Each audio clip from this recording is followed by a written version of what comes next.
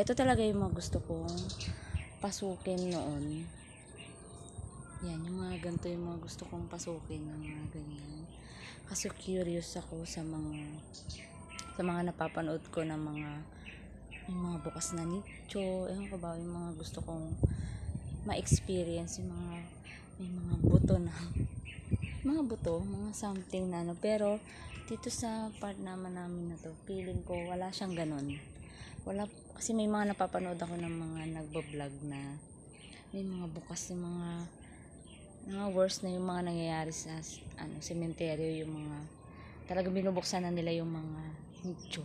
So dito sa amin guys, ala pa naman akong nakikitang ganun. Hindi ko pa alam din doon sa mga part na yun, doon. Kasi medyo masukal pa siya. Pero meron naman ng mga part na mga nalinis, pero talagang yung iba ay wala pa. Yan. So ganyan siya guys.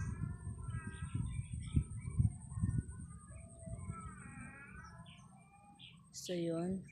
May mga ilan-ilan na rin part na mga nalilinis na katulad nito. Ayan, medyo malinis na siya sa part na to. Tabi po. So yan. Ito yung mga gustong-gusto kong pasukin, yung mga doon. So ganito yung sinasabi nilang medyo ang ingay ng pusa. So, may mga creepy daw. So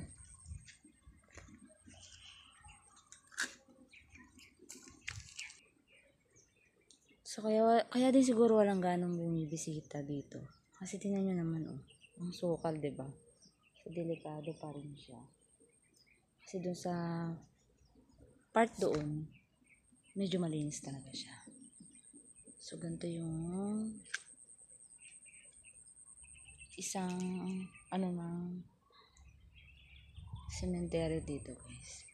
So yun yung mga gusto kong pasukin talaga, yung mga ganito, at gusto kong makakita ng mga kakaibang bagay, yung mga napapanood ko.